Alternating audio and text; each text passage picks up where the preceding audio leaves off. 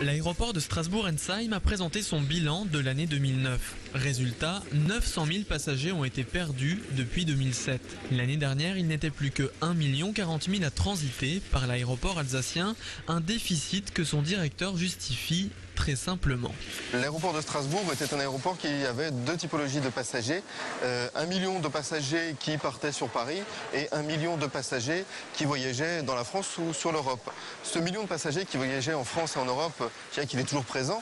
Par contre, effectivement, le deuxième million qui partait sur Paris, c'est largement tourné vers le TGV, ce qui a été le cas dans de nombreux autres aéroports sur lesquels le TGV est venu concurrencer le transport. L'aéroport n'est pas en péril, l'aéroport effectivement doit se renouveler, l'aéroport doit travailler, c'est sûr, mais j'ai pas d'inquiétude sur sa survie. On n'en est pas là et de très loin. Le TGV Est a certes été un coup dur, mais une nouvelle menace plane dans les cieux alsaciens. Le ciel européen va être redécoupé en plusieurs zones d'entraînement militaire. L'une d'entre elles, la CBA-22, va s'étendre sur 20 000 km² avec en son centre l'aéroport de Strasbourg. Ses concurrents de Baden et Mulhouse ne sont pas concernés. L'activité commerciale de l'aéroport strasbourgeois pourrait être sérieusement mise en péril. Ça ne va pas empêcher les avions civils de voler, par contre ça va modifier leur trajectoire, puisque cette zone sera impénétrable par le trafic civil. C'est-à-dire que quand la zone est active, on ne peut pas avoir un avion civil dedans. L'avion est obligé de contourner la zone. Donc nous avons fait un peu nos estimations en interrogeant des pilotes, en étudiant les trajectoires des vols. Ça induit surtout une consommation supplémentaire de carburant. C'est la première dépense d'une compagnie. Donc si vous augmentez cette dépense, tout de suite la ligne devient beaucoup moins rentable. Et il y a un risque derrière que la compagnie décide de supprimer la ligne.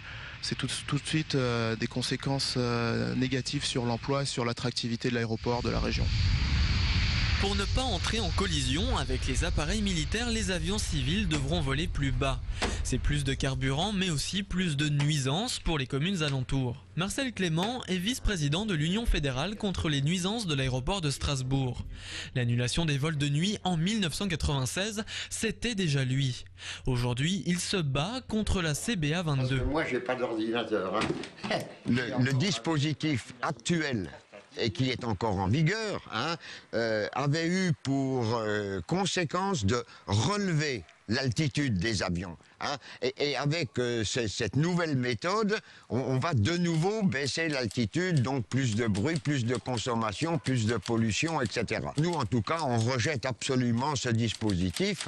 Et alors, accessoirement, on leur a demandé d'intervenir pour qu'au-dessus de la communauté urbaine de Strasbourg, les avions militaires ne volent pas en dessous de 2000 mètres. Les syndicats et les associations ont présenté un contre-projet aux autorités européennes. L'Europe prendra sa décision à la fin de l'année.